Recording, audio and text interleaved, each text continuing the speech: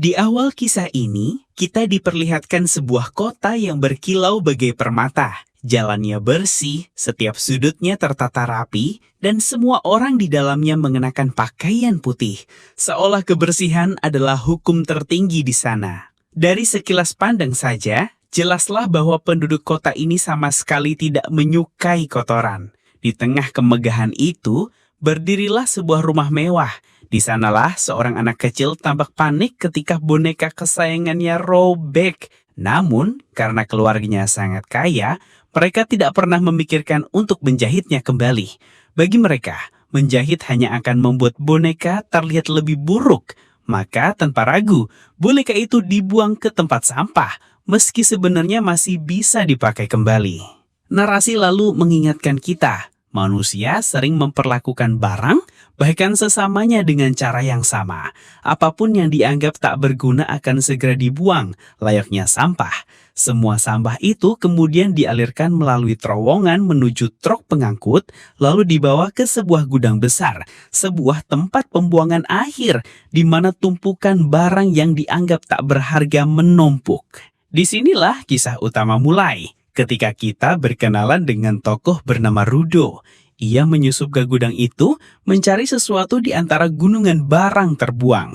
Namun keberadaannya segera tercium oleh seorang penjaga. Dengan curiga, sang penjaga menondongkan senjata dan berteriak, "Siapa kau? Apa yang kau lakukan di sini? Tidakkah kau tahu tempat ini terlarang? Hanya petugas resmi yang boleh masuk. Kalian para pencuri sampah telah merusak keindahan kota kami." Namun, Rudo hanya menatapnya balik dengan mata penuh arti. Situasi memanas ketika sang penjaga menekan tombol alarm, memanggil bala bantuan. Puluhan penjaga datang berlari. Rudo tak tinggal diam, ia melemparkan tumpukan sampah ke arah mereka untuk melarikan diri. Sayangnya, pintu yang ia tuju sudah terkunci rapat. Para penjaga mengepungnya, senjata diarahkan tepat ke tubuhnya, lalu suara tembakan pun bergema tanpa henti. Untuk pertama kalinya, wajah Rudo diperlihatkan dengan jelas. Ia begitu marah, matanya memerah bagai bara api, dan amarahnya siap meledak kapan saja. Peluru-peluru berterbangan ke segala arah, namun dengan lincah Rudo berlari, menunduk dan menghindarinya seakan tubuhnya secepat bayangan. Seorang pekerja yang melihatnya terbelalak. Anak ini cepat sekali. Tapi meski kakinya ringan, hujan timah panas tetap mengejarnya tanpa henti. Hingga tiba-tiba, zak! Sebutir peluru hampir saja menembus tubuhnya. Hanya menggores sedikit kulit. Rudo loros dari maut dengan napas memburu. Adegan pun berganti. Kita melihat Rudo merangkak keluar dari sebuah gorong-gorong kotor. Tubuhnya basah, namun matanya masih menyala penuh keberanian. Para pekerja yang mengejarnya terkejut bukan main. Bagaimana bisa dia kabur dari sana? Bisik mereka. Dengan nada getir, Rudo berseru, "Kalau aku pergi ke sana, apa salahnya? Aku tidak pernah mengganggu siapapun." Saat itu juga, kita melihat sebuah benda kecil di tangannya. Mainan tua, mainan yang sama dengan yang pernah dibuang oleh seorang gadis. Dan disinilah cerita mulai berubah. Layar menampilkan sebuah kota indah berkilau, jalan-jalan bersih, dan dua wanita yang sedang bercakap-cakap di pinggir jalan. Tak jauh dari mereka, seorang pria sibuk menuliskan catatan di dalam buku kecilnya. Kedua wanita itu masih membicarakan insiden sampah semalam, mengingat betapa ricuhnya kejadian itu. Namun begitu pria itu berlalu, mereka malah mengomentari penampilannya. "Lihat betapa kotornya pakaiannya. Orang seperti itu seharusnya tetap berada di tempatnya." Sang pria hanya terdiam, lalu membuka sebuah gerbang besar dan menghilang ke sisi lain kota itu. Dan dari sana terungkaplah rahasia besar.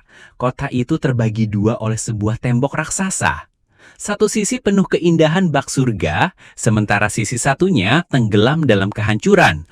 Kumuh, suram, seperti sebuah gubuk besar bernama Selam. Di sisi gelap itulah Rudo duduk membersihkan barang-barang rongsokan yang ia ambil dari perburuan sampah. Tangannya cekatan, matanya penuh tekad. Tiba-tiba seorang gadis muncul memanggilnya dengan cemas. Rudo, kau lagi-lagi pergi mengambil sampah ya? Kau tahu kan, itu berbahaya. Kalau mereka menangkapmu, habislah kau. Bisa-bisa pantatmu dihajar sampai merah. Suaranya meninggi, campuran antara marah dan takut. Namun Rudo hanya tersenyum samar. Mereka membuang barang-barang yang masih bisa dipakai. Kenapa harus disia-siakan? Dan sebelum kita melangkah lebih jauh, mari kita pahami satu hal. Pekerjaan Rudo ini disebut trash raid, menerobos wilayah terlarang untuk mengais benda yang dibuang, lalu memperbaikinya agar bisa dijual kembali di pasar. Dari situlah ia mendapat secerca uang untuk bertahan hidup.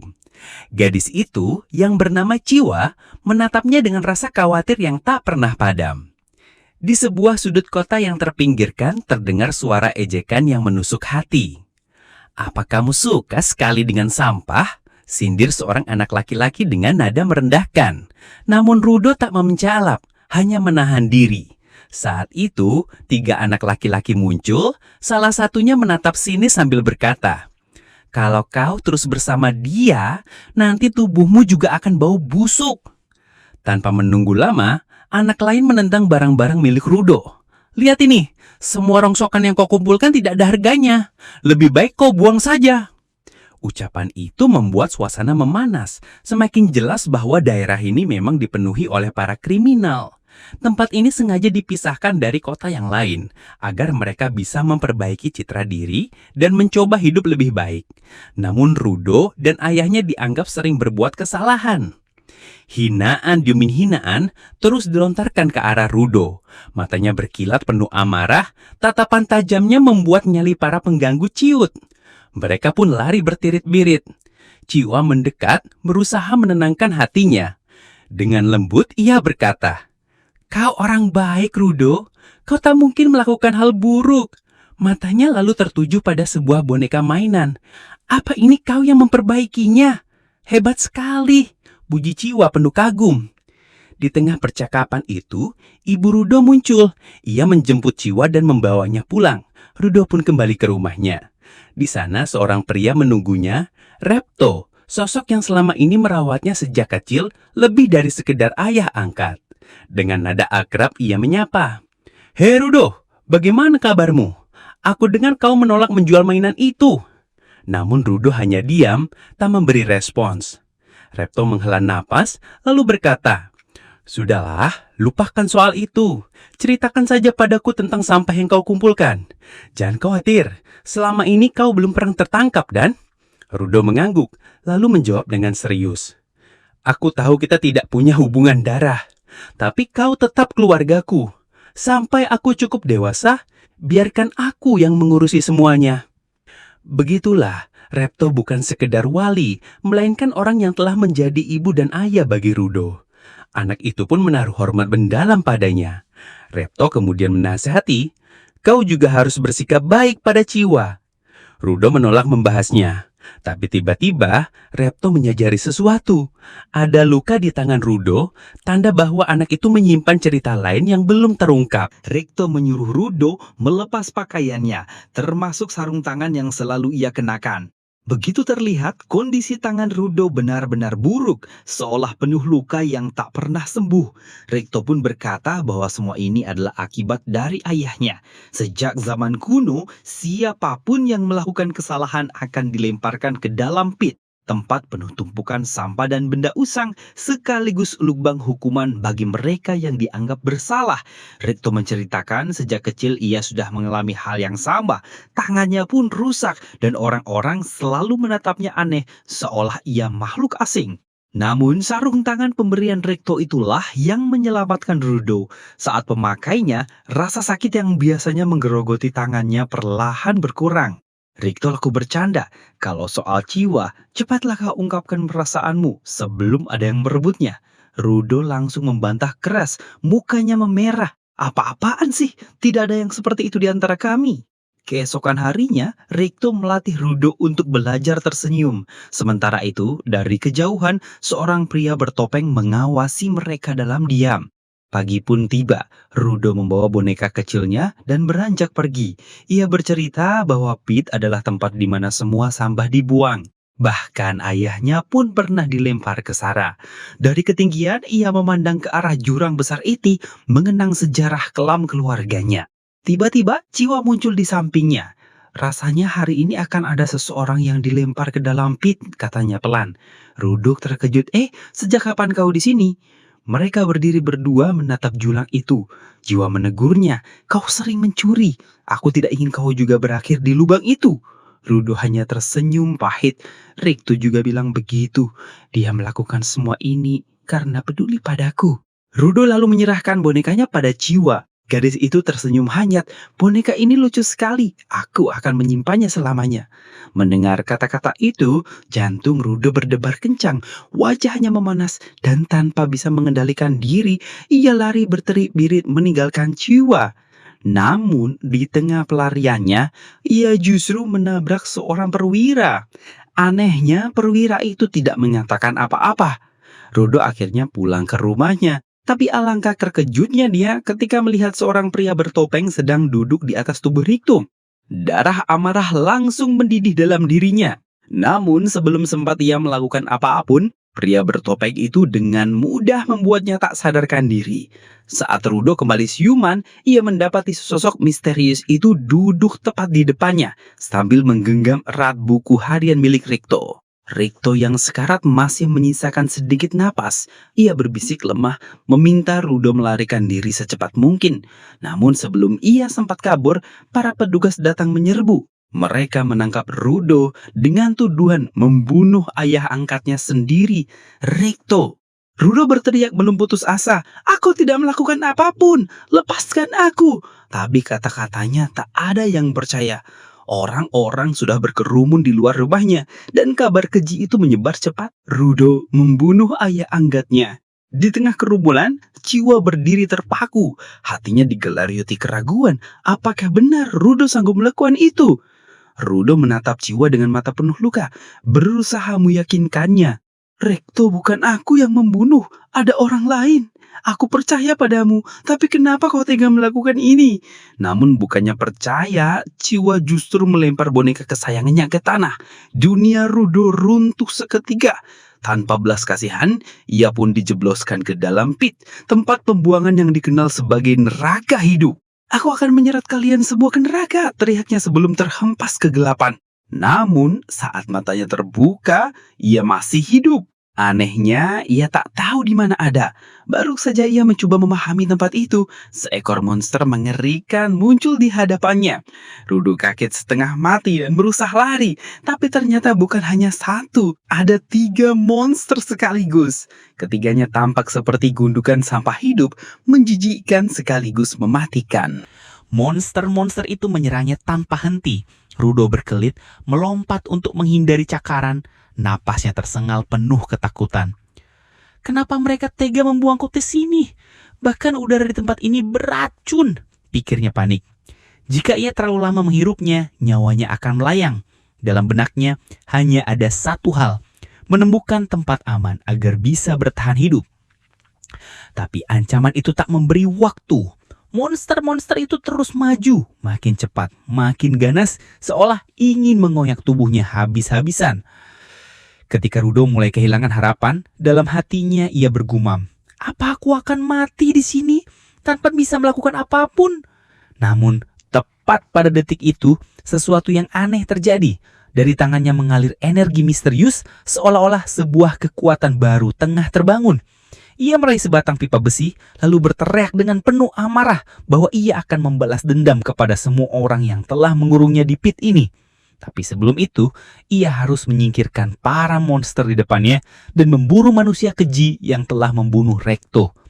Tanpa ragu, Rudo menghantam wajah monster yang menerjangnya hingga hancur. Napasnya memburu, pikirannya hanya satu, ia harus bertahan hidup apapun caranya.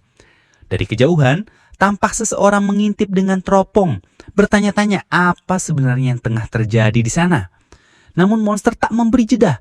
Sekali lagi, ia melemparkan tubuh Rudo ke kejauhan. Meski tubuhnya sakit dan lingkungannya penuh kotoran, Rudo berteriak lantang, "Kalian lebih menjijikan dari semua ini." Pertarungan pun memanas. Pipa besi melayang terhantam ke arah monster. Tapi di saat bersamaan, napas Rudo memberi sesak, tubuhnya melemah. Dua monster menyerangnya sekaligus, seakan mengakhiri segalanya. Lalu cahaya energi itu muncul kembali.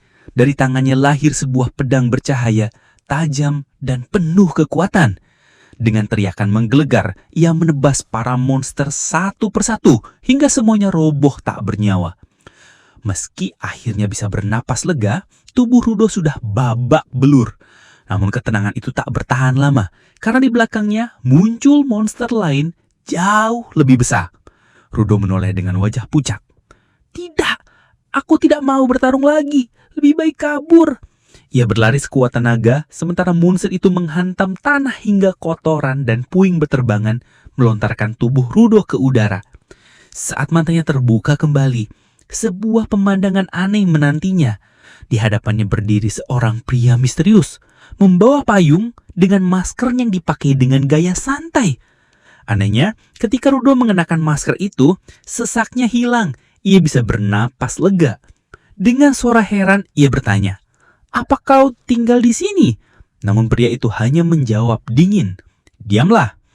Rudo mendesak, ingin tahu, "Bisa kau jelaskan padaku, sebenarnya tempat ini apa?" Rudo mencoba berbicara dengan pria bertopeng itu, menanyakan sesuatu tentang monster-monster yang baru saja mereka lihat. Namun pria itu dengan tegas membentaknya, "Diam, kita tidak berada di bawah tanah, kau dengar? Aku sudah bilang jangan bersuara." Rudo terdiam, tapi matanya tetap menatap tajam. Pria itu melanjutkan dengan suara serius, "Sekarang, lihat, gara-gara suaramu, para trash beast sudah melacak kita. Mereka bukan monster biasa. Senjata normal tak akan bisa melukai mereka." Dari penjelasannya, terungkap satu hal. Trash beast ternyata bereaksi terhadap suara. Ketika teriakan pria itu semakin keras, seekor trash beast sudah semakin dekat. Namun tiba-tiba payung yang ia bawa berubah menjadi senjata mematikan. Dengan cepat, payung itu berputar menghancurkan monster menjadi potongan-potongan kecil yang tak bisa hidup kembali. Rudo tertegun, matanya terpaku pada payung aneh itu. Ia menyadari monster itu tidak lagi beregenerasi. Namun kejutan belum selesai. Di depan mereka kini berdiri seluruh pasukan trash beast, berderet seperti lautan kegelapan. Dengan nada dingin, pria itu berkata, "Baiklah, saatnya bersih-bersih." Lalu satu persatu, ia menebas, memotong dan menghancurkan semua monster dengan payungnya yang berputar bagaikan badai. Rudo hanya bisa menatap, campuran kagum dan bingung. Dalam hatinya ia bertanya, siapa sebenarnya pria ini? Apakah ia memiliki sebuah deck yang membuatnya bisa bertahan di neraka bernama Pit ini? Andai aku punya kekuatan sehebat itu. Tapi trash beast tidak berhenti. Mereka kembali menyerang, melemparkan benda-benda tajam. Pria itu menghindar dengan mudah, lalu memperlihatkan kekuatan aslinya. Sekali gerakan, monster raksasa langsung hancur dan payung itu kembali normal. Ia pun melepas maskernya, menatap Rudo dengan senyum tipis. "Kau benar-benar selamat. Namaku Engine." Setelah itu, ia kembali mengenakan masker sambil menggerutu. Tempat ini bau sekali.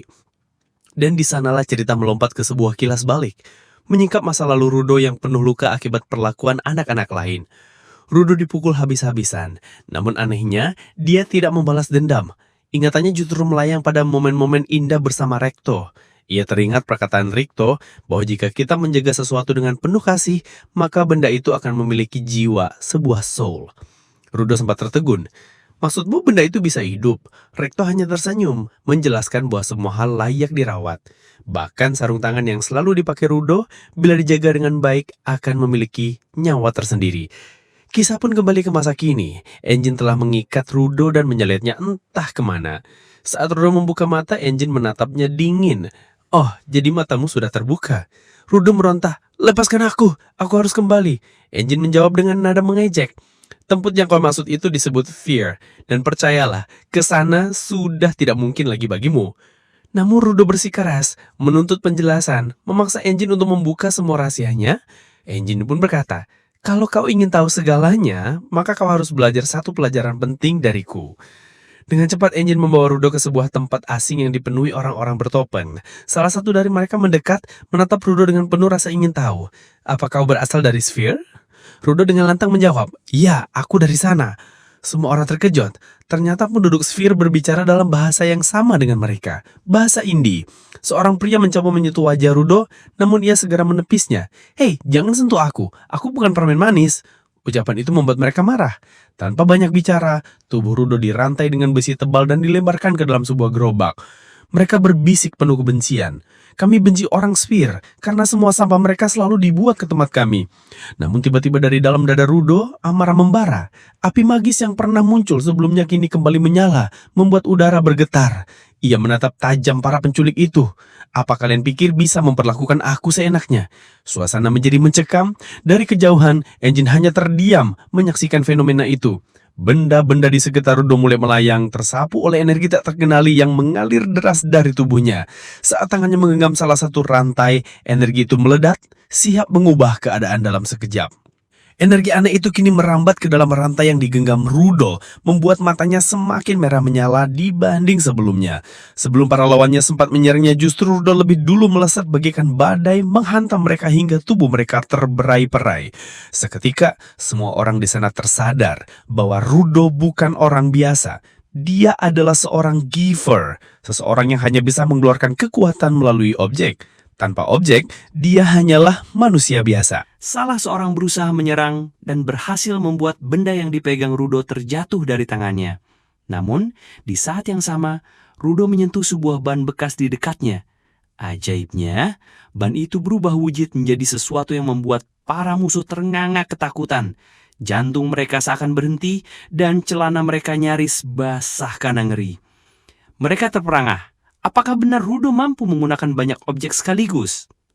Sesaat lagi Rudo hampir saja menghabisi salah satu musuh dengan kekuatannya, tapi tiba-tiba Engine muncul dan menghentikannya. Seketika, aura mengerikan itu mereda dan Rudo kembali normal. Dengan nada tenang namun penuh wibawa, Engine berkata, "Maafkan aku. Semua ini hanya untuk menguji kekuatanmu. Aku ingin tahu seberapa jauh potensi yang kau miliki." Kemudian Engine melanjutkan dengan serius, "Aku akan memberitahumu semua yang ingin kau ketahui, tapi dengan satu syarat, kau harus bergabung dengan organisasi Cleaners." Ucapan itu menjadi titik balik dan seolah menegaskan cerita pun menampilkan sosok misterius yang sedang berbicara dengan Engine. "Aku sudah merekrut seorang anak baru," kata Engine kepadanya. "Tak lama lagi kau akan bertemu dengannya." Sementara itu, seorang kakek tua yang sedang mengobati luka Rudo memberi peringatan. "Tempat di mana kau ditemukan punya udara yang sangat buruk. Jika kau bertahan sedikit lebih lama di sana, kau pasti sudah mati." Rudo menatap Engine dengan penuh keraguan. "Aku belum memutuskan untuk bergabung dengan kelompokmu," katanya tegas. Namun Engine hanya tersenyum samar. "Kau tidak punya pilihan lain." Keluar dari tempat itu, Rudo akhirnya mengucapkan terima kasih karena Engine telah menyelamatkan hidupnya, meski hatinya tetap menolak untuk menjadi bagian dari organisasi itu. Lalu Engine mulai menjelaskan alasan sebenarnya. Ia ingin memperlihatkan kepada Rudo bagaimana dunia ini memperlakukan orang-orang yang berasal dari Sphere, bagaimana mereka dihina, ditindas, dan diperlakukan bukan sebagai manusia. Di sebuah tempat yang penuh rahasia, ada satu aturan sederhana namun keras. Tidak ada informasi yang bisa didapat tanpa membayar. Rudo dan Engine pun akhirnya duduk di sebuah kedai kecil untuk mengisi perut. Rudo menggigit burger dengan lahap. Meski pikirannya masih dipenuhi kebingungan tentang dunia bawah tanah ini. Karena ternyata apa yang terlihat dari atas sangat berbeda dengan kenyataan di dalamnya. Sambil makan, Engine tiba-tiba bertanya, "Namamu siapa?" "Rudo," jawabnya singkat. Engine tersenyum, lalu mulai menceritakan banyak hal. Ia menjelaskan bahwa tempat ini bukan hanya menumpuk sampah, tapi juga menyimpan emosi yang disebut anima. Dari anima inilah lahir para monster sampah, trash beast, yang selalu menyerang manusia begitu melihat mereka. Makhluk itu hanya berkeliaran di sekitar tumpukan sampah dan tak bisa dihancurkan dengan senjata biasa, karena inti mereka terbuat dari anima. Engine menerangkan dengan sabar bahwa jika sebuah benda terlalu lama disimpan, ia bisa menyerap jiwa. Itulah yang disebut anima. Namun tak semua orang bisa memanfaatkan kekuatan itu. Tapi kamu, Rudo, bisa. Karena kamu punya sarung tangan itu. Orang sepertimu disebut givers. Rudo tertegun. Jadi dirinya termasuk orang terpilih. Engine menambahkan bahwa mereka, para Cleaners, bertugas membasmi para trash beast. Rudo pun bertanya dengan penuh harap, "Kalau aku bergabung, apa kau bisa tunjukkan jalan pulang?" Engine hanya menggeleng. Itu bahkan aku sendiri tidak tahu. Tapi bos kami, dia punya banyak pengetahuan soal ini. Mendengar itu, Rudo hanya bisa menghela napas. Ia bercerita bahwa sarung tangan itu pemberian dari ayahnya, sebab itulah ia selalu menjaganya. Engine mengangguk paham. Kalau begitu, yang bisa kuberitahu sudah kusampaikan. Aku harus pergi. Rudo mengucapkan terima kasih, tapi sebelum pergi, Engine memberikan beberapa uang kepadanya. Rudo sempat ragu. Apa kau yakin memberikannya padaku? Engine tertawa lebar. Ambil saja bocah. Itu uang hasil menjual bajumu. Rudo terkejut. Apa? Kapan kau? Namun sebelum perdebatan berlanjut, seekor kucing tiba-tiba melompat, merebut uang itu lalu kabur secepat kilat. Rudo pun panik, berlari mengejarnya, sementara Engine hanya menahan tawa melihat tingkahnya. Dunia bawah tanah ini ternyata bukan hanya penuh bahaya, tapi juga penuh kejutan yang tak terduga. Di tengah suasana yang tegang, Rudo mencoba menangkap seekor kucing yang lincah. Namun usahanya selalu gagal. Ia lalu menyadari ada sebuah tongkat di sampingnya. Dengan cepat ia menggunakan tongkat itu untuk melilit si kucing. Namun tepat saat ia berhasil, seorang pria muncul dari belakang dan bersuara lantang. Itu milikku, kembalikan padaku. Rudo terkejut, mengira ia bicara soal uang. Tapi ternyata yang dimaksud adalah tongkat di tangannya. Tanpa basa-basi, pria itu merebut tongkat tersebut lalu mendorong Rudo ke depan. Saat itulah Rudo melihat di pakaian pria ini ada simbol yang sama seperti yang dimiliki Enji. Amarah pria itu meledak, tongkatnya bergetar dipenuhi aliran energi yang mencekam. Apa kau pikir bisa memakai barang milik orang lain seenaknya? Serunya. Rudo mulai curiga, pria ini pasti juga seorang cleaner. Tanpa menunggu pria itu menyerang Rudo. Rudo mengelit dengan gesit nyaris celaka. Lalu pria itu menatap tajam sambil berkata, jadi kaulah bakat baru itu, Rudo. Rudo kaget. Kau tahu namaku? Pria itu menjawab, Engine sudah menceritakan segalanya padaku. Namaku Zanka dan mulai hari ini akulah yang akan melatihmu. Namun bukannya ramah, Zanka terus menghina Rudo dan bahkan merendahkan ayahnya. Hati Rudo terbakar emosi, tetapi tiba-tiba ia teringat pesan Rikto. Segalanya harus diselesaikan dengan tenang. Ia menarik nafas, menahan amarah, lalu menjelaskan bahwa ia tidak bermaksud mencuri tongkat itu. Perlahan Zanka pun melunak. Maafkan aku, kau sudah mengembalikannya. Aku hanya terlalu emosi karena tongkat ini sangat penting bagiku, ujarnya. Rudo merasa ini pertama kalinya ia bisa menenangkan diri dan menyelesaikan masalah dengan kepala dingin. Dalam hati, ia berterima kasih pada nasihat Rekto. Suasana mencair dan keduanya mulai bercakap akrab. Zanka tersenyum lalu bertanya, kalau begitu, apa vital instrument milikmu? Rudo jawab yakin, sepertinya sarung tangan ini. Rudo merasa heran, Zanka yang tadinya penuh amarah kini berbicara dengan sopan dan ramah. Perbedaan sikapnya begitu jelas, hingga Rudo berpikir mungkin inilah awal dari perjalanan barunya bersama seorang guru yang tak terduga. Rudo berdiri dengan wajah penuh tekad, menggenggam tongkat yang ia sebut sebagai vital instrument miliknya. Seketika, ia teringat perkataan Rekto, bahwa satu senyuman bisa membawa perbedaan besar. Maka ia pun mencoba tersenyum. Namun alih-alih hangat, senyum itu justru terlihat menyeramkan. Oh, senyum macam apa itu? Kau pikir aku bahan lucuan? Bentak Zanka dengan marah. Tapi Rudo menegaskan, itu adalah senyum terbaik dalam hidupku. Ia mencoba tersenyum lagi walau kaku dan canggung. Zanka semakin tersulut emosi. Aku akan membunuhmu. Dari wajahmu saja sudah jelas. Hidupmu tak punya tujuan. Kau tidak serius sedikit pun. Rudo menekap tajam dan berkata, kau tidak tahu apa-apa soal tujuanku, tapi aku sangat serius dengan itu. Ucapan itu membuat Zanka semakin tersinggung. Ia mengalirkan energi ke tongkatnya, bersiap menyerang. Namun saat ia menyaksikan kekuatan asli Rudo, matanya melebar kekajut. Jadi, semua yang Engine katakan itu benar. Kau bisa mengubah apapun menjadi vital instrument. Ini bakat alami yang luar biasa. Tapi meski begitu, kau takkan bisa mengalahkanku. Pertarungan pun pecah.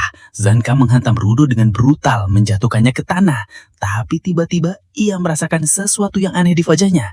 Ternyata Rudo sudah menempelkan sesuatu yang menjijikkan di sana. Panik, Zanka pun kabur terbirit-birit. Tak lama kemudian, Engine datang dan melihat keadaan itu. Ia tertawa kecil. Sepertinya kalian berdua sudah akrab ya. Tapi melihat kondisi Zanka yang berantakan, sepertinya tidak begitu. Engine pun membawa mereka masuk ke mobil. Ia berkata, baiklah, perkenalan selesai. Mulai hari ini, Zanka adalah pelatih baru Rudo. Dia seorang skilled giver yang sangat mahir menggunakan vital instrument. Zanka sendiri hanya mendengus, merasa tak setuju dengan penilaian itu. Namun kejutan lain muncul. Dari kursi belakang mobil, seorang gadis melangkah keluar. Namanya Rio. Ia menatap Rudo dengan rasa ingin tahu. "Oh, jadi kau Rudo? Rambutmu, apakah kau mengecatnya?" Ucapannya terhenti sejenak saat ia sadar bahwa warna rambut itu alami, bukan hasil pewarnaan. Lalu orang itu membawa semua orang menuju markas besar Cleaners. Mobil yang dikendarainya melaju kencang membelah jalanan sepi, sementara di sisi kiri dan kanan mereka terbentang pemandangan kota-kota yang hancur, porak-poranda bagai saksi bisu kehancuran masa lalu. Setelah menembus sebuah terowongan panjang di bawah kaki gunung, mobil berhenti dan semua orang keluar disambut udara asing yang terasa berat. Di depan mereka, Engine tersenyum sambil berkata, "Selamat datang di markas besar Cleaners." Rudo terkejut, namun kejutannya makin bertambah karena Rio masih saja bermain-main dengan rambutnya hingga berantakan. Saat mereka melangkah masuk, beberapa ekor lalat tiba-tiba berputar-putar di sekitar Rudo. Ia menatapinya heran, bertanya dalam hati, dari mana serangga ini datang? Tepat di dalam lobi, seorang resepsionis terlihat santai membaca majalah Playboy. Engine lalu memperkenalkan Rudo kepadanya. "Ini Rudo." Gadis itu bernama Samayo, perempuan yang bertugas mencatat siapa saja yang bergabung dengan Cleaners. Ia memiliki kemampuan unik. Tanpa basa-basi, dalam sekali gerakan cepat, Samayo mengayunkan garpu besi dan langsung membunuh dua lalat tadi. Rudo sampai terperangah melihat kecepatan dan ketepatannya. Samayo lalu menyapanya ramah.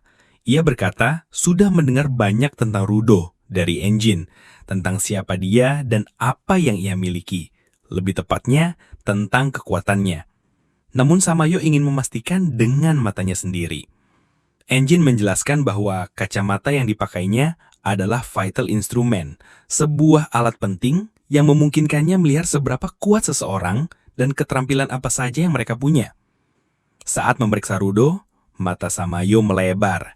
Seketika ia menutup kembali kemampuannya. Engine penasaran. "Ada apa denganmu?" Dengan nada serius, Samayo menjawab, "Anak ini benar-benar kuat. Dia bahkan tidak butuh banyak latihan. Yang perlu dia pelajari hanyalah cara menggunakan vital instrumennya dengan lebih sempurna." Setelah itu, Engine pun mengajak Rudo untuk bertemu sang bos. Ia mengucapkan terima kasih pada Samayo, meski pikirannya masih penuh dengan rasa heran akan apa yang baru saja dia dengar. Rudo tahu betul kalau Samayo sedang menyembunyikan sesuatu darinya. Saat mereka berdua berjalan menuju ruangan bos, Engine menjelaskan dengan nada serius bahwa di markas ini ada total 100 Cleaners, masing-masing menangani tugas berbeda. Namun, karena banyak yang sedang menjalankan misi, tak semuanya hadir di sana. Engine lalu berkata sambil tersenyum, "Ayo, aku kenalkan kau dengan seseorang." Tapi begitu pintu dibuka, ternyata di dalam ruangan itu sudah penuh dengan Cleaners. Panik, ia buru-buru menutup itu kembali. Akhirnya mereka tiba di depan ruangan bos. Engine memperingatkan Rudo dengan nada ketus. "Hei, bocah, jangan sekali-sekali memulai percakapan dengan cara yang bikin aku harus kembali ke spare. Paham? Dan ingat, kalau butuh informasi, harus ada yang harus kau berikan sebagai gantinya." Engine pun menegaskan lagi bahwa Rudo tak perlu tahu soal vital instrument milik bos, karena hingga kini tak seorang pun mengerti apa itu sebenarnya dan bagaimana cara kerjanya. Begitu mereka masuk ke ruangan, Rudo terkejut karena ruangan itu kosong. Bos tidak ada di sana. Samayo yang mendampingi mereka lalu berkata bahwa bos sedang dalam misi dan akan butuh beberapa hari untuk kembali.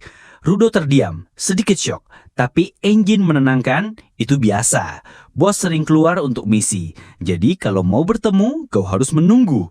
Ia pun mengajak mereka semua untuk kembali. Namun tepat saat itu, Rio muncul dengan senyum penuh teka-teki. Ia langsung menggandeng Rudo dan berkata genik, "Ikut aku. Aku akan menunjukkan pekerjaanku padamu." Rudo bingung. "Pekerjaan apa maksudmu?"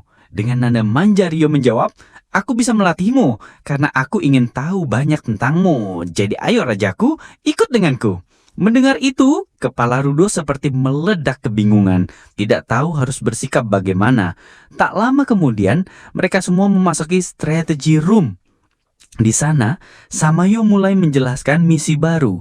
Ia bercerita bahwa ada sebuah kota tak jauh dari markas yang meminta bantuan karena banyak trash beast kecil bermunculan di sana. Rudo mendengarkan dengan penuh rasa ingin tahu, matanya berbinar saat Samayo menjelaskan lebih lanjut tentang area-area yang sudah dibagi menjadi beberapa zona. Ada zona aman tempat manusia bisa hidup dengan tenang, dan ada pula zona terpolusi yang penuh bahaya, tempat para cleaners harus turun tangan. Di dunia yang masih dipenuhi rahasia, ada wilayah yang udara dan langitnya bersih, hampir tanpa polusi. Namun tak jauh dari sana, tersembunyi tempat-tempat kelam yang dipenuhi makhluk mengerikan bernama trash beast. Dan disitulah, di kawasan terbuang yang tak berpenghuni, Rudo dilemparkan sebuah wilayah berbahaya di mana hanya monster-monster itu yang merajalela. Seorang gadis kemudian menyerahkan sebuah masker kepada Rudo. Dengan nada serius ia berpesan, "Pakailah ini setiap kali kau melangkah ke area yang berpolusi. Tanpa masker ini, gas beracun di sana bisa membunuhmu hanya dalam 15 menit." Kata-kata itu membuat Rudo sadar betapa mematikannya dunia yang ia injak. Tak lama kemudian, mereka semua keluar dan Rudo resmi bergabung dengan kelompok itu. Rio pun dengan penuh semangat berkata kepadanya, "Tetaplah di sisiku, kau akan banyak belajar." Rudo mengeluh dalam hati, "Ya ampun, cewek macam apa ini yang tiba-tiba nempel begini?" Meski begitu, mereka mulai melakukan investigasi. Rudo ikut bekerja, dan ternyata ia cukup handal. Di sekelilingnya hanya ada tumpukan sampah, tapi bagi Rudo, itu laksana harta karun. Ia bisa mengumpulkan barang-barang, memperbaikinya, lalu menjual kembali. Rasa ingin tahunya mendorong ia untuk bertanya pada Rio. Mereka ini sebenarnya siapa? Rio menjelaskan, mereka adalah para supporter.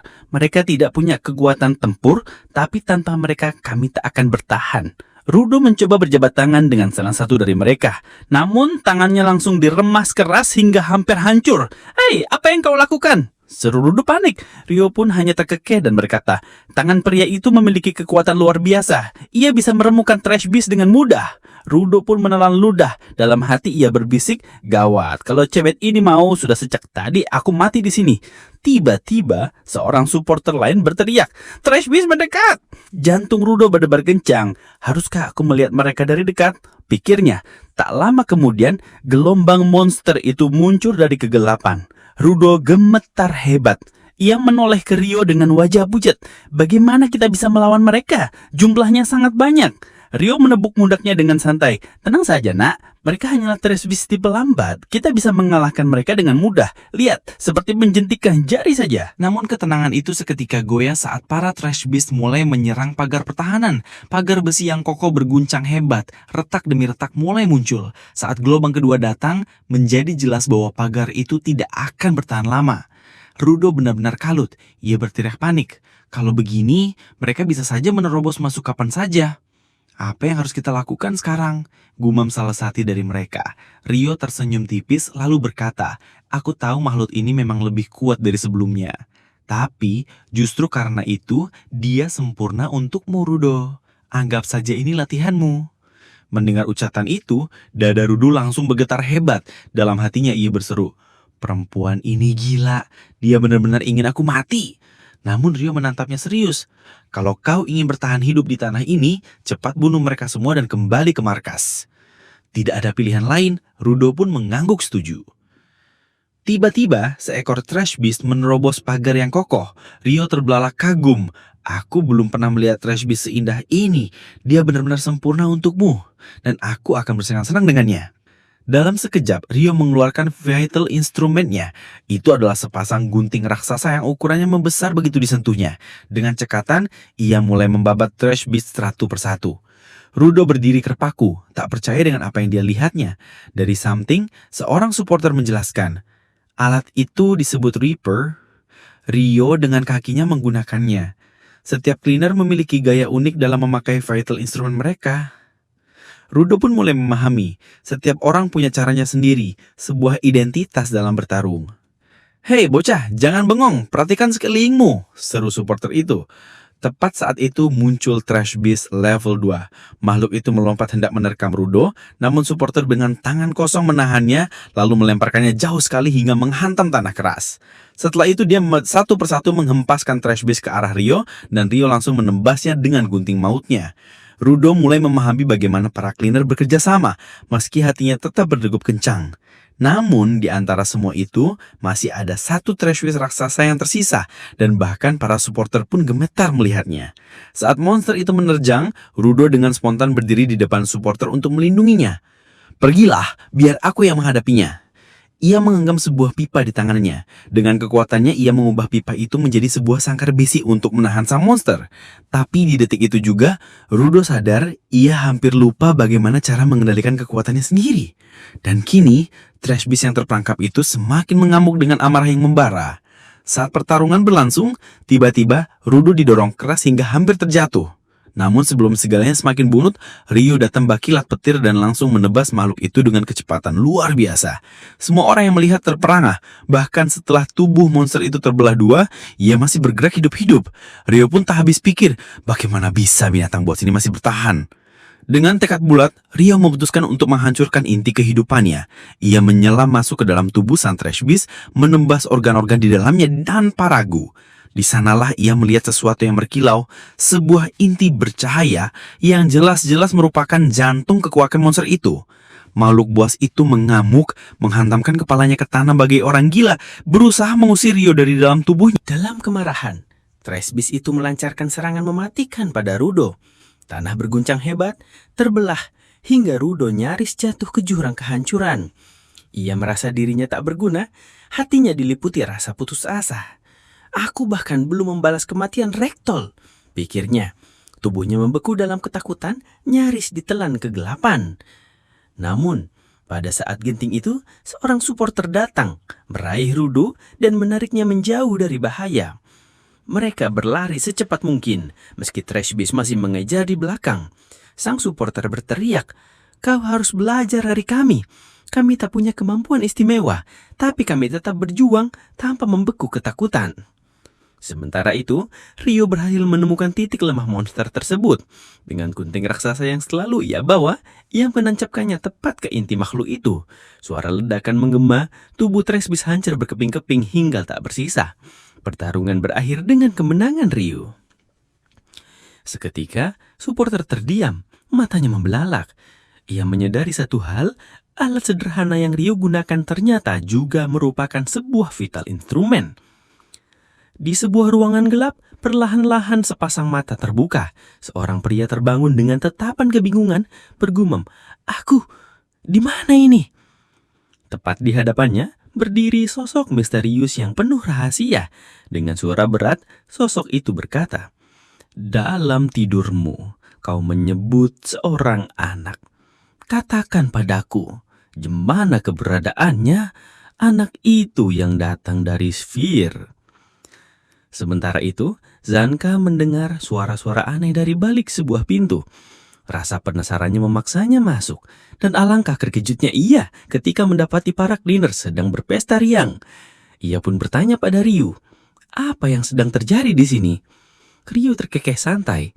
"Santai saja, ini cuma pesta penyambutan untuk Rudo."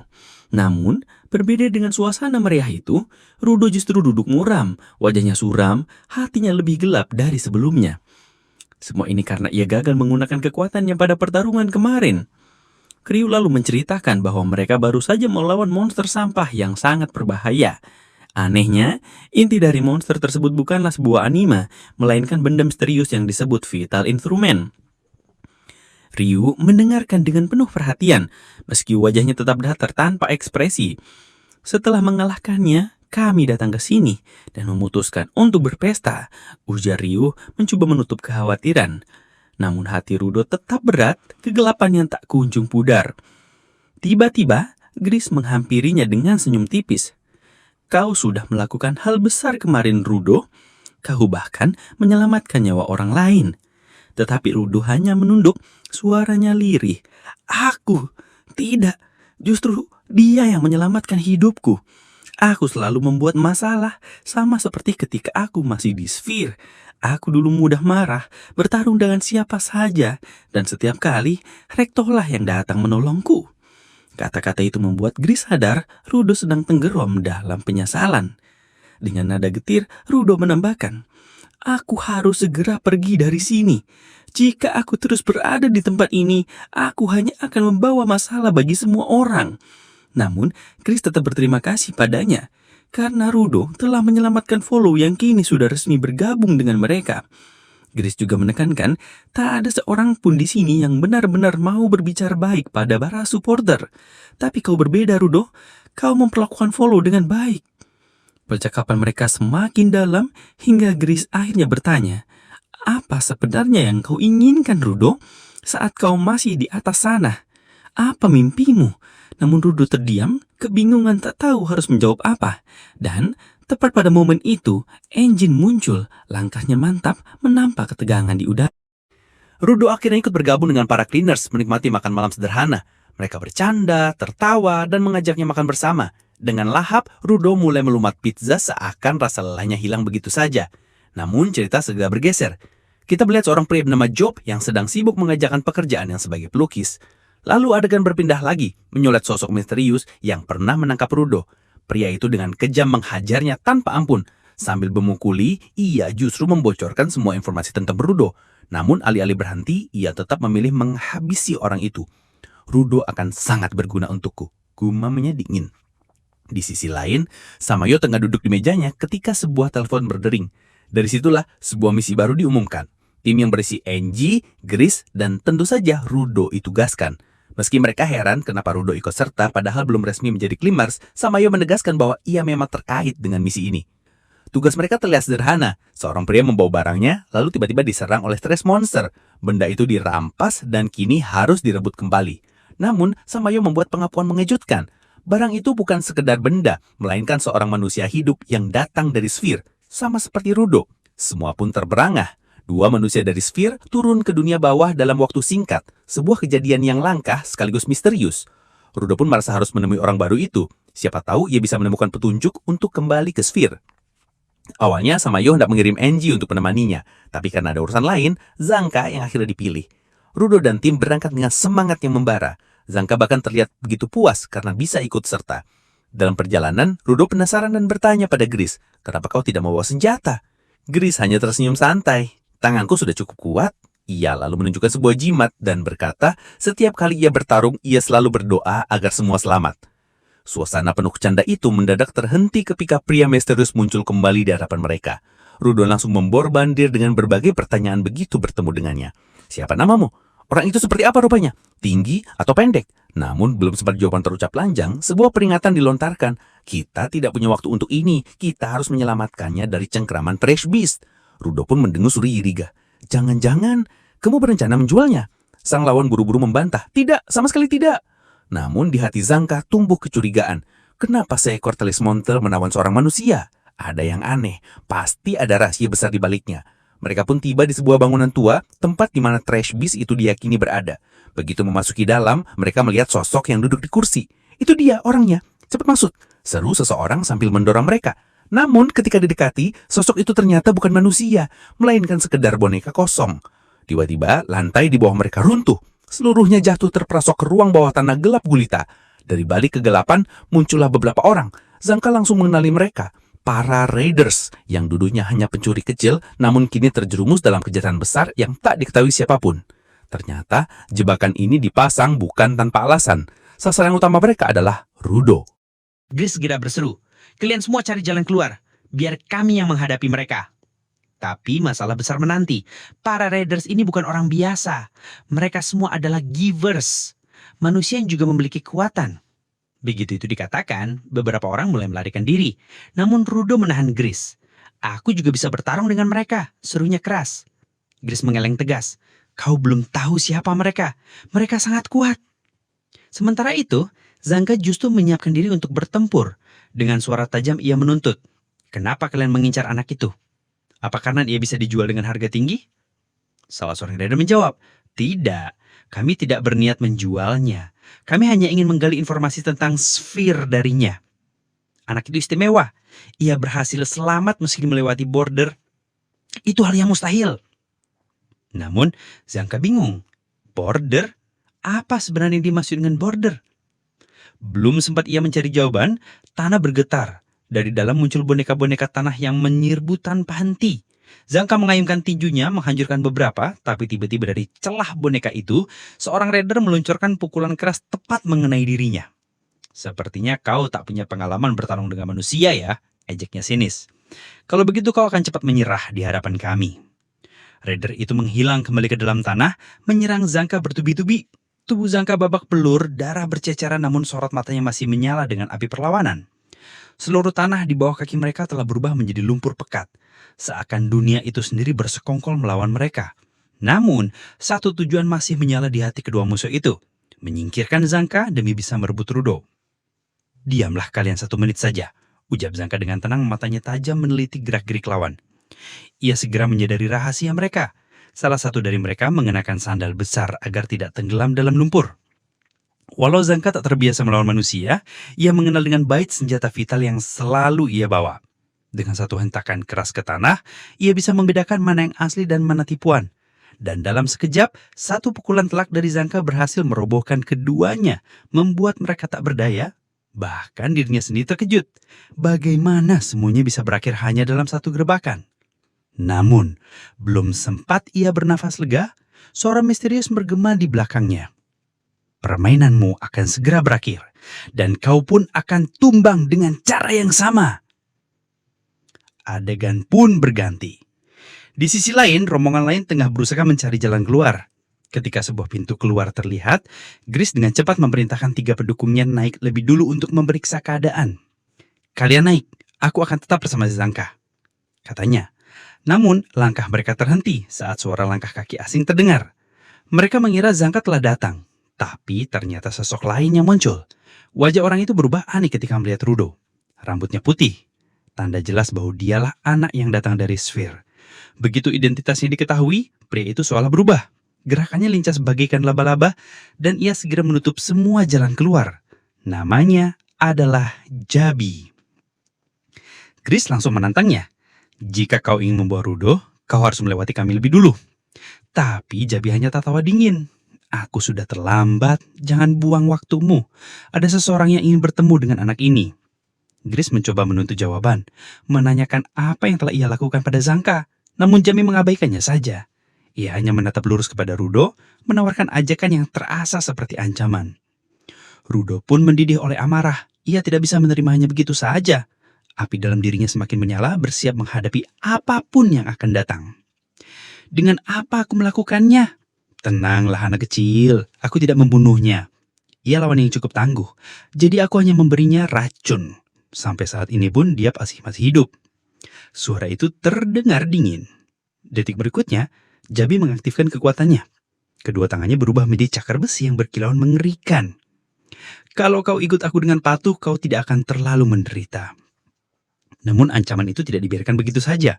2 orang langsung menyerangnya, tapi dengan mudah Jabi menghempaskan mereka ke belakang. Kini, Gris berdiri tegak di depan Rudo. Kita akan berhasil membohongi perkataanmu saat ini. Aku tidak peduli apa yang kau lakukan, aku tidak akan membiarkan kau membawanya pergi dari sini. Jabi hanya terkekeh sinis. Oh, jadi begitu.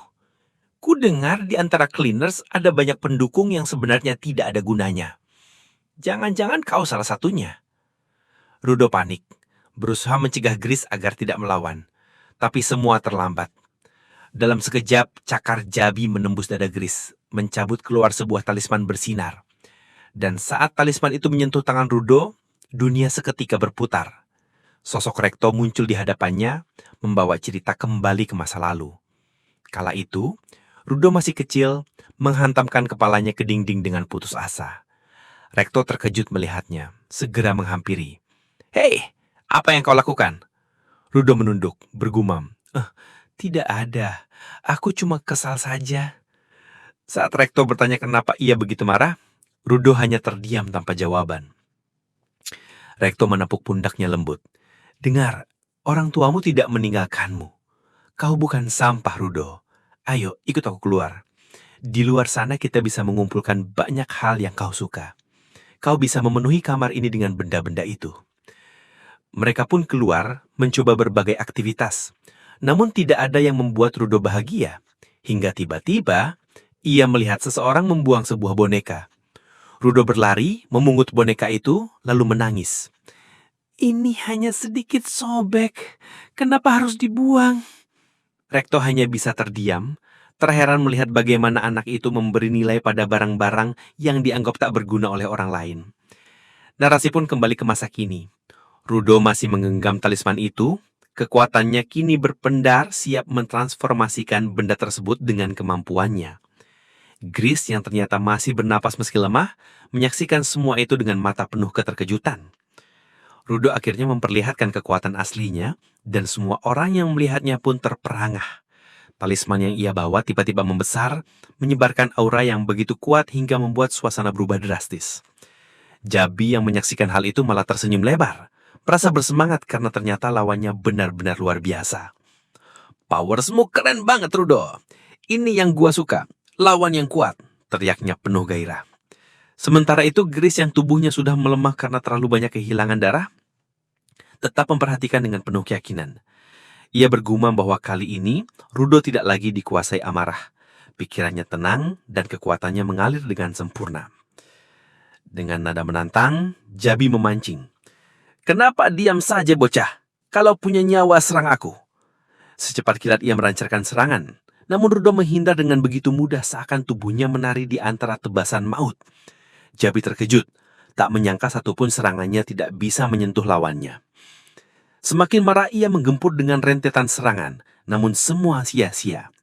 Saat itu Rudo berkata tenang, ini semua karena talisman ini. Gris selalu berdoa agar benda ini melindungi kami, dan sekarang ia juga melindungiku. Namun kata-kata itu terasa bagai angin lalu di telinga Jabi. Baginya hanya ada satu hal, menghancurkan Rudo. Dengan penuh amarah ia kembali menyerang, namun talisman tersebut seakan memperlambat gerakannya. Di saat yang tepat, Rudo melayangkan pukulan keras yang menghantam tubuhnya hingga terhempas. Jabi tidak tinggal diam. Ia tiba-tiba muncul di belakang Rudo dengan niat mematikan. Namun sekali lagi talisman itu melindunginya. Rudo berbalik dan memberi satu pukulan telak lagi yang membuat Jabi terhuyung. Kini Jabi mulai sadar, bertarung melawan Rudo bukanlah perkara mudah. Frustasi melanda membuatnya menghancurkan segala sesuatu di sekitar, berharap debu dan kekacauan bisa menjadi selubung untuk menjatuhkan lawannya. Namun talisman itu tetap berkilau, seakan menolak memberi kesempatan pada niat jahatnya. Rasa marah membakar dalam dada Jabi, membuatnya berlari ke sana kemari dengan gerakan kacau. Ia berusaha sekuat tenaga menghantam Rudo, namun setiap serangan selalu dipatahkan oleh kekuatan misterius dari talisman itu. Rudo dengan penuh amarah menghajarnya tanpa ampun seperti seekor anjing liar yang tak mau berhenti menggigit. Anehnya, meski tubuhnya sudah babak belur, Jabi tetap tersenyum lebar seolah menikmati rasa sakit itu. Hahaha, pukul aku lebih keras lagi, aku sungguh menikmatinya, katanya. Rudo menegurnya dengan lantang, memberi peringatan terakhir. Menyerahlah sebelum terlambat. Tapi Jabi hanya tertawa lebih gila lagi. Belum, justru sekarang aku mulai merasakan kesenangan yang sudah lama hilang. Sudah lama aku tak pernah dipukuli seperti ini. Dari pertarungan itu, Jabi menyadari satu rahasia penting. Talisman milik Rudo hanya mampu menangkis serangan manusia, bukan serangan benda mati seperti batu atau senjata lain. Itu berarti jimat itu hanya melindungi Rudo dari pukulan hidup, bukan dari benda keras yang dilemparkan untuk menghancurkannya. Dengan kegilaan yang semakin memuncak, Jabi mengeluarkan claws tajam yang menjadi vital instrument miliknya. Sekarang aku akan berlari ke segala arah bagaikan orang gila. Kau takkan bisa menghindar dariku, teriaknya sambil matanya melotot liar. Rudo kebingungan, tak paham apa maksud semua ocehannya. Namun sebelum ia bisa bereaksi lebih jauh, racun yang menempel pada claws itu merembes ke dalam tubuhnya. Pandangannya menggelap, lalu ia ambruk tak sadarkan diri. Begitu kembali membuka mata, dinding di belakangnya sudah hancur berantakan oleh ulah Jabi yang mengamuk bagai orang kehilangan akal. Rudo tertegun, hatinya berdegup keras. Jabi sudah kehilangan kewarasannya. Orang gila ini bisa melakukan apapun. Dengan pekikan histeris, Jabi menyerbu, menghantam Rudo dengan kecepatan yang luar biasa. Rudo sadar, meski lawannya tak lagi waras, tubuhnya tetap penuh tenaga dan sangat cepat. Namun di tengah kepungan serangan, Rudo masih dihantui kekhawatiran pada kedua temannya yang sudah terluka parah. Serangan Jabi kembali datang, begitu ganas hingga Talisman tak lagi membendungnya. Rudo menahan tubuh Jabi, lalu melemparkannya jauh.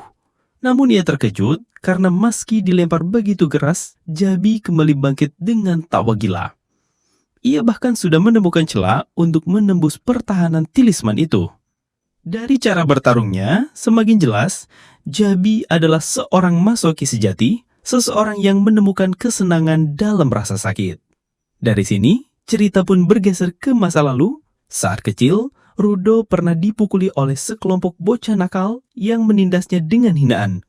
Apa kau tak akan melawan? Jangan bilang kau seorang masokis yang menikmati dipukuli begini, ejek mereka.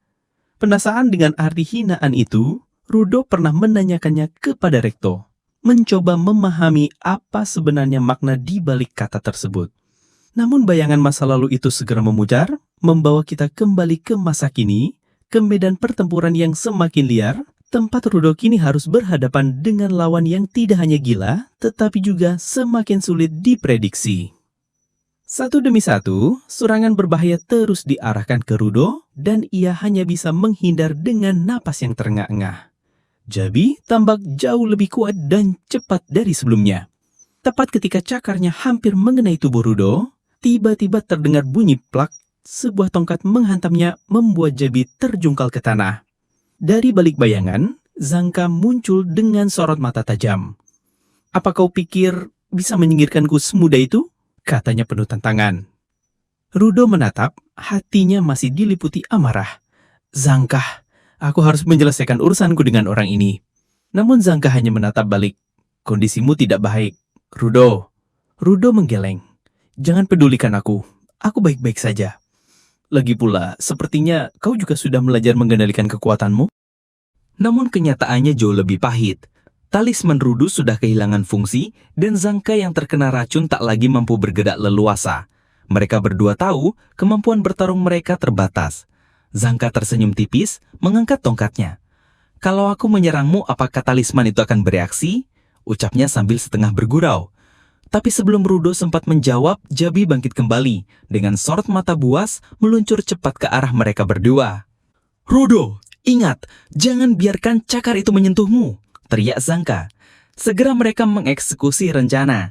Zangka mengayunkan tongkatnya keras ke arah Rudo, dan seketika talisman berkilau, memindahkan tubuh Rudo tepat ke depan Jabi.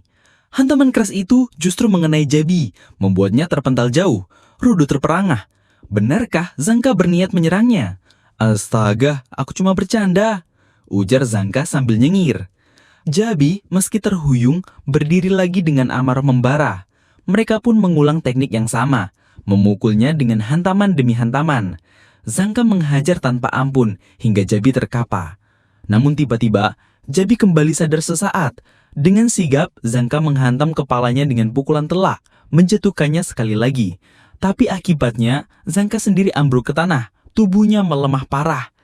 Saat itu pula talisman retak, cahaya yang menahannya memudar. Rudo hanya bisa terdiam, bingung mengapa benda itu runtuh begitu saja. Zangka berpikir, mungkin instrumen vital ciptaannya memang tak mampu bertahan lama. Rudo merasa hancur, ia telah menghancurkan talisman milik Gris, sesuatu yang seharusnya ia jaga. Perasaan bersalah menyisak dadanya, dan sebelum sempat berdiri, tubuhnya goyah. Lalu ia pun jatuh, kehilangan kesadaran. Tiba-tiba terlihat bekas goresan di pinggangnya. Bekas itu berasal dari kain beracun yang menempel di sana. Di sisi lain, Jabi akhirnya siuman kembali. Dengan senyum tipis, ia berkata bahwa meski tak tahu apa yang dilakukannya saat pingsan, pasti ada sesuatu yang baik telah terjadi. Zangka yang melihatnya gemetar ketakutan. Tak habis pikir bagaimana seseorang yang sudah dipukuli habis-habisan masih bisa berdiri dan bergerak. Dengan suara berat, Jabi menjelaskan rahasianya. Kedua cakar yang ia miliki berbeda. Yang satu mengandung racun mematikan, sementara yang satunya bisa menyembuhkan. Karena keduanya bagian dari tubuhnya, Efek racun itu hanya bertahan 10 menit pada dirinya, namun pada orang lain bisa melumpuhkan selama 30 menit. Seketika, Jabi kembali menghujamkan cakra itu, membuat lawannya lumpuh lagi untuk 30 menit ke depan. Lalu ia melangkah mendekati Rudo yang tubuhnya sudah lebih dulu tak berdaya. "Bagaimana nak? Tubuhmu sudah lumpuh sebelumnya kan? Maaf, tapi kalau aku gagal menyelesaikan misi ini, aku akan kena marah besar," ujarnya dingin sebelum menyerit Rudo pergi. Namun begitu Jabi membawa Rudo keluar, matanya langsung terbelalak. Seluruh bangunan di sekitarnya sudah runtuh, hancur berkeping-keping. Belum sempat mencerna keadaan itu, tiba-tiba Engine datang bersama rekan-rekannya. Tanpa ragu ia menancapkan payungnya tepat ke perut Jabi. Dengan nada mengejek, Engine berkata, "Kau pikir kau bisa menjebak rekan-rekan kami dan jadi pahlawan di sini? Untung saja gadis itu keluar tepat waktu dan memberitahu kami semuanya." Namun meski begitu mereka semua tetap khawatir pada para anggota lain yang masih terjebak di ruang bawah tanah. Engine mencoba menenangkan. "Tenang saja, mereka bukan tipe yang gampang mati." Namun Jabi yang sifatnya konyol malah menimpali sambil tertawa getir. "Kalian semua terlihat begitu kuat, sedangkan lihatlah aku sudah seperti furnitur tua yang tak berguna." Nikikannya membuat Angel memandangnya dengan wajah aneh. Rudo hanya bisa merintih dalam hati, merasa kasihan pada dirinya sendiri yang harus bertarung melawan makhluk aneh seperti itu. Ryobin menimpali, "Iya juga sih," berkata dia. Namun suasana semakin panas ketika Dharma, salah satu dari mereka, menggeram merah. "Mereka sudah melukai rekan-rekan kita. Aku akan melahap mereka hidup-hidup," teriaknya dengan amarah yang membara. Semua rencana nyaris berantakan. Dengan wajah serius, Jabi berkata bahwa ia tidak bisa ikut karena mendapat misi baru, membawa Rudo bersamanya. Begitu ucapannya terlepas, kedua cakar besi langsung muncul dari tangannya. Namun, sebelum keadaan semakin tegang, muncullah seorang gadis bernama Tony. Dengan nada lembut namun tegas, ia berkata, "Ayo Jabi, waktunya pergi sudah tidak." Jabi menolak, ia bersikeras tidak bisa pergi tanpa Rudo. Tony pun mencoba membujuk, memperingatkan bahwa jika ia tetap tinggal, masalah besar akan menanti. Lalu dengan cerdik, Tony berbisik di telinganya, "Hari ini aku membuat momos spesial." Seketika wajah Jabi berubah, senyum licik menyungging di bibirnya. "Maaf teman-teman, aku harus pergi." Di saat yang sama, kesadaran Rudo perlahan kembali. Jabi menatap Rudo dan berkata, "Bertaruh denganmu hari ini sungguh menyenangkan." Tepat di belakangnya, sebuah lingkaran teleportasi berkilau muncul. Rudo dengan marah berteriak, "Hei dasar pengecut, mau kemana kau?" Jabi hanya tertawa kecil, matanya terhenti pada sesuatu di tangan Rudo. "Luar biasa, barang dari seri itu ada padamu juga. Jika bos tahu, dia pasti sangat senang." Rudo mencoba menghentikannya, ingin menuntut balas untuk Gris. Namun, Jabi melangkah mundur ke dalam lingkaran sihir. "Untuk sekarang, aku pergi dulu. Tapi lain kali aku akan datang dengan persiapan penuh. Jadi, jaga baik-baik sarung tanganmu itu." Sekejap kemudian, portal itu lenyap, menyisakan keheningan. Semua orang terperangah, bertanya-tanya kemana mereka menghilang. Rudo pun merendong, masih kebingungan dengan kata-kata Jabi tentang seri dan simbol aneh yang disebutkannya. Adegan pun bergeser. Mereka semua akhirnya keluar dari tempat itu. Dengan rasa bersalah, Rudo meminta maaf pada Gris karena akibat ulahnya, talisman mirip Gris hancur keping-keping. Namun Gris justru tersenyum, berkata bahwa ia senang benda itu bisa berguna, bahkan mengucapkan selamat kepada Rudo karena sudah bertarung dengan sangat baik. Misi mereka kali ini berhasil, meski mereka selamat dengan susah payah. Rudo masih diliputi rasa terkejut, namun jauh di lubuk hatinya, ia tahu petualangan ini baru permulaan.